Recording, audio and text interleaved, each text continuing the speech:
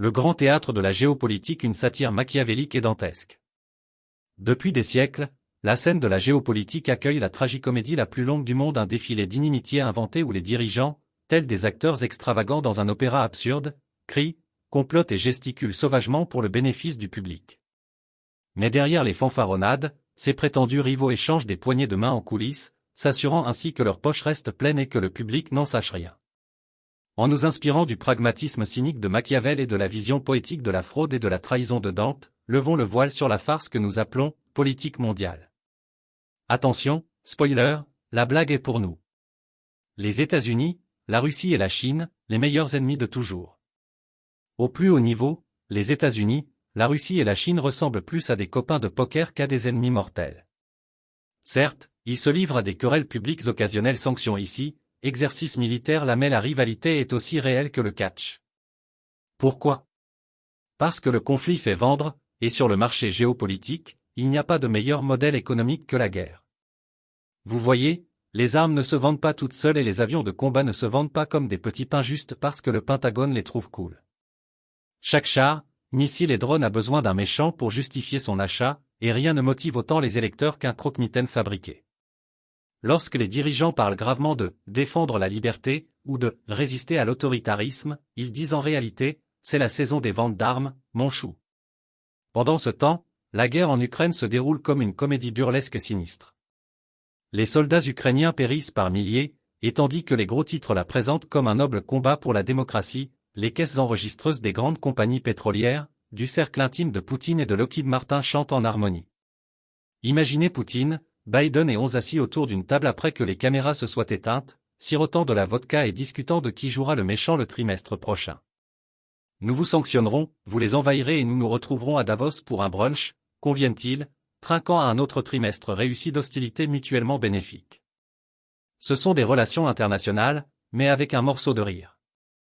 Israël, Iran et Turquie, la diplomatie de la télé-réalité. Sur la scène régionale, la comédie devient encore plus farfelue. Considérez l'hostilité supposée entre Israël, l'Iran et la Turquie, un feuilleton géopolitique au rebondissement si prévisible que même un scénariste de télévision de jour en aurait frémi.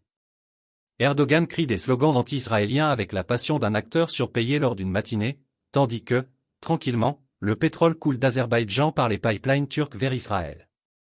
Quelque part à Ankara, Erdogan compte ses revenus pétroliers, riant peut-être de l'ironie alors qu'il s'entraîne à son prochain discours d'indignation devant les caméras. Je vais crier plus fort cette fois-ci, songe-t-il, le public adore ça. La situation en Syrie ajoute une couche supplémentaire d'absurdité. Des systèmes de missiles russes S-400 y sont stationnés, soi-disant pour protéger l'espace aérien syrien. Et pourtant, les avions israéliens sillonnent le ciel comme des invités indésirables à une fête, bombardant à volonté.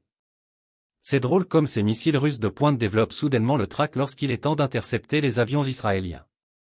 Peut-être que Poutine a donné congé aux S-400 ou peut-être, juste peut-être, ce soi-disant conflit est plus une valse qu'une guerre.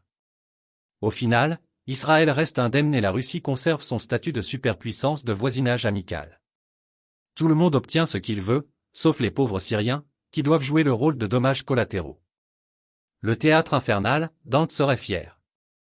Si Dante était vivant aujourd'hui, il devrait ajouter quelques cercles supplémentaires à son enfer juste pour accueillir ses acteurs géopolitiques.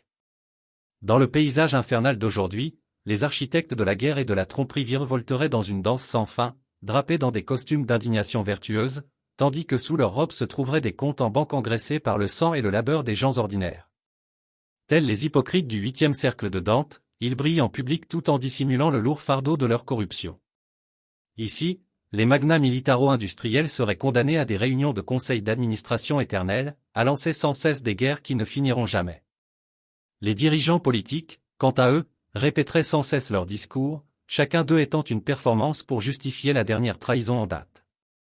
Les dirigeants pétroliers nageraient dans des rivières de brut, leurs mains trop glissantes par le profit pour saisir la responsabilité morale.